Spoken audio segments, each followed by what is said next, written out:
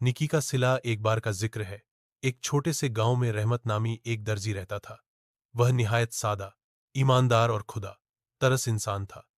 रोजाना सुबह दुकान खोलता, ग्राहकों के कपड़े सीता और जो कुछ कमाता उसमें से थोड़ा सा जरूर किसी जरूरतमंद को दे देता। एक दिन शाम के समय जब वह दुकान बंद कर रहा था, एक गरीब, फटे, पुराने कपड़े में लिबास यात्री उसके पास आया और बोला, भाई, मैं कई दिनों से भूखा हूं, कुछ खाने को दे सकते हो?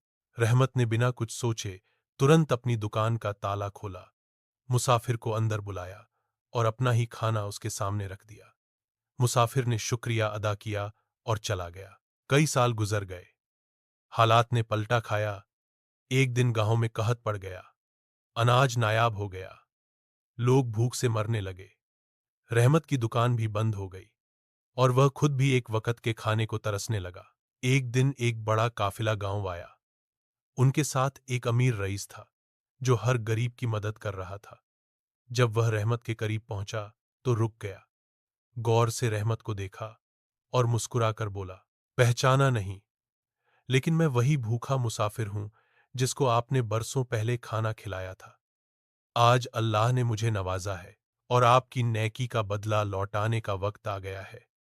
इस रईस ने रहमत को अपने साथ शहर ले जाकर एक कपड़े की फैक्ट्री में शरीक बना दिया। रहमत की जिंदगी बदल गई। सबक: नेकी कभी जाया नहीं जाती। वक्त चाहे जैसा भी हो, एक दिन नेकी अपना सिला जरूर देती है, और वो भी अंदाज से जिसका इंसान सोच भी नहीं सकता।